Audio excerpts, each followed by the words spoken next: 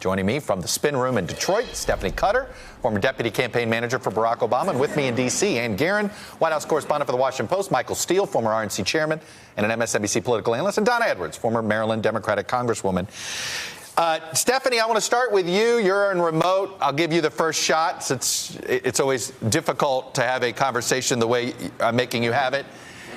Last night, it felt as if you had half the field defending the Obama years and the progressives talking about, okay, we got to go bigger than that.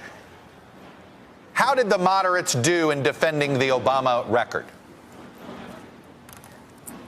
Well, Chuck, I look at it a little differently. I look at it as not just the Obama record, but the moderate side of the party versus the progressive side. I actually think the moderates didn't do very well. They made a political case about why things can't be done. They need to make a better case about what can be done and why that is the best policy, not about what can get done politically, but why is it the best policy for America?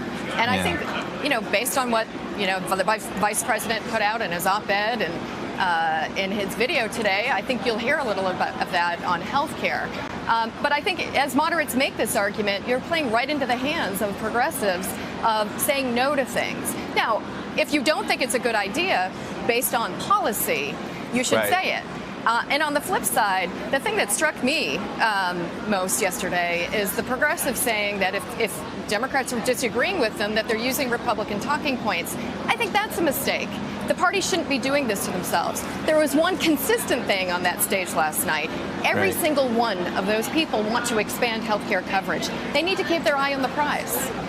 Well, it's funny you say that. Donna, I thought the same thing. It was a very process-oriented conversation.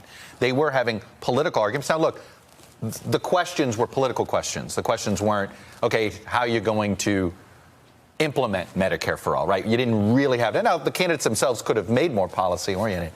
How did you see, and what do you think of what Stephanie said there? Well, I think that's why it was very frustrating to watch last night, because I think the candidates, all of them, really do have answers to some of these questions about what they're going to do and how they're going to do it. And they're all for some form of universal health care. That's right. Some phase it in, there's different ways to define it, but they all have a version. Well, and it would have been helpful for us to see the variations on the theme, because I think that's a way that Democrats really can make choices. Look, I think it's really tough when you're running a primary election, especially among Democrats, because we share a lot of values and interests. And so you have to distinguish on these very, very narrow grounds. But that would have been the opportunity to do it. And I just don't think it was really kind of allowed for last night. But, I think what we saw are Democratic candidates who have the ability to put their policies and plans out there and to defend them. And then they've got the challenge of trying to convince voters that they can also beat Donald Trump. And there was quite a few. You had a few. I think there was one member of Congress, a Democratic member of Congress who just won, who said, will somebody talk about saving pre-existing conditions and what Trump's trying to do to health care? Like, sort of talking to Stephanie's point of eyes on the prize, not a single candidate up there on stage talked about what Trump is doing on health care. Right. And to your point from earlier, that's perfect fodder for Biden. He can walk right in tonight and talk about, what is actually a nationally very popular position, preserving some kind of the current system and also preserving the at least the outline and the name of the Affordable Care Act, Obamacare. Biden is going to take that opportunity and run with it and contrast with what he will be able to Donna's point, very logically and neatly compare to last night's performance, where it all sort of was a mishmash, and you basically kind of ended up at the end thinking that they were all on some spectrum on the Sanders-Warren end of the healthcare debate, which is where Biden is not, and he's going to use that.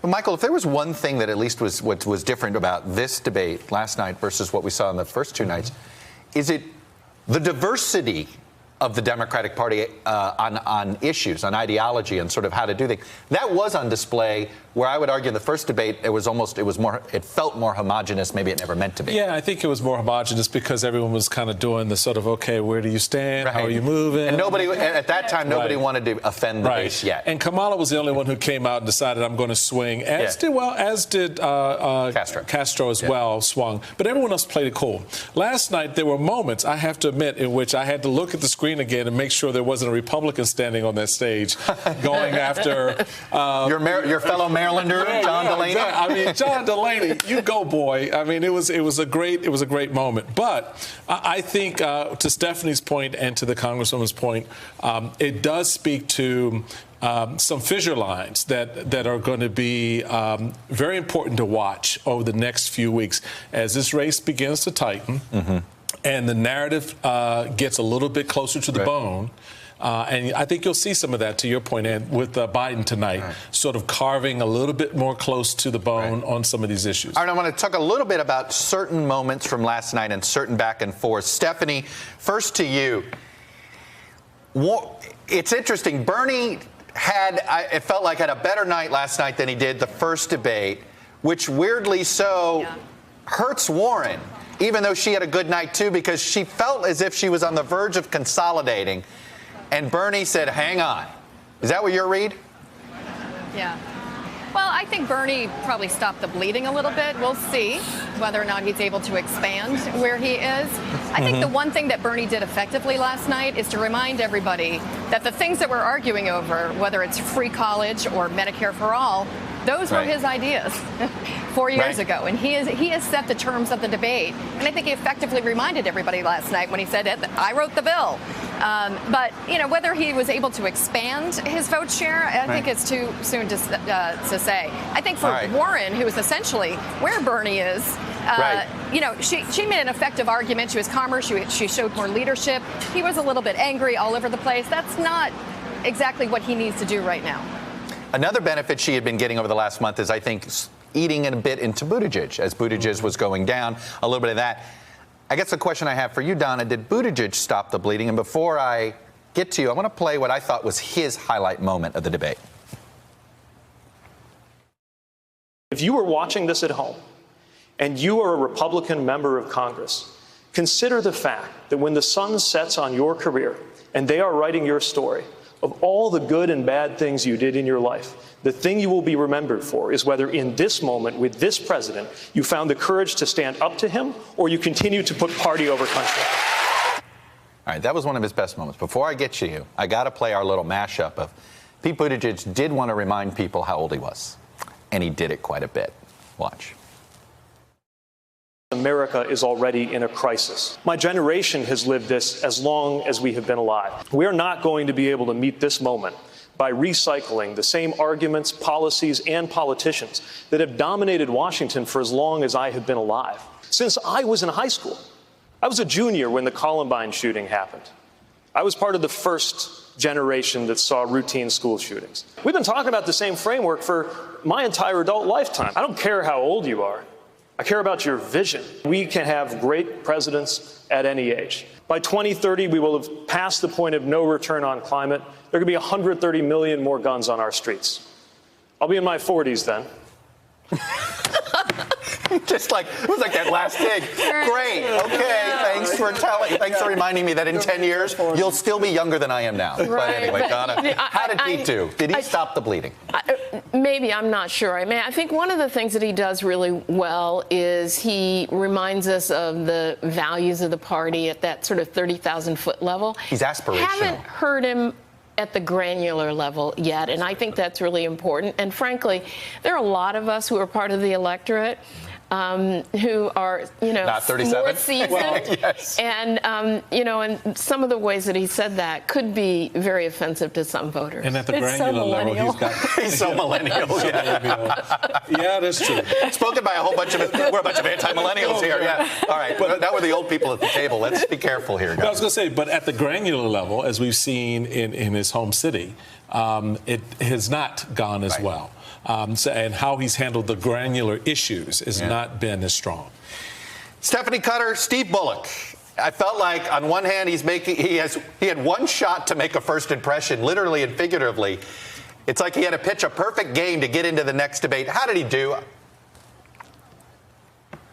You know, I think he did well. You know, for someone who literally just got in, and this is really the first time America is getting a picture of him. He owned a section of that stage last night, and that was really important for him. And he knew what he was doing. He knew where he very clearly conveyed where he stood on the issues. And we'll see if, that's the vision that Democrats want. But he basically owned that space. And it was a problem for Klobuchar. But let's see what happens from here. I think that I wish he got in the race earlier. I think he's an important voice to have. He's got a really incredible record.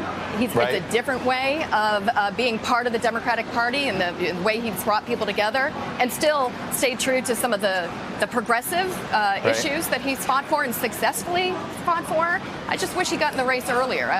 We don't know if it's too late yet, but we'll soon find out. And Ann Guerin, she brought up Amy Klobuchar. I'm going to throw Beto O'Rourke in there, too. I feel like they desperately need Biden to crash and burn tonight to find a space here. Right. I mean, I don't think they really lost footing between the last debate and now, but they haven't gained footing. But they haven't gained it either. And so I think you're absolutely right.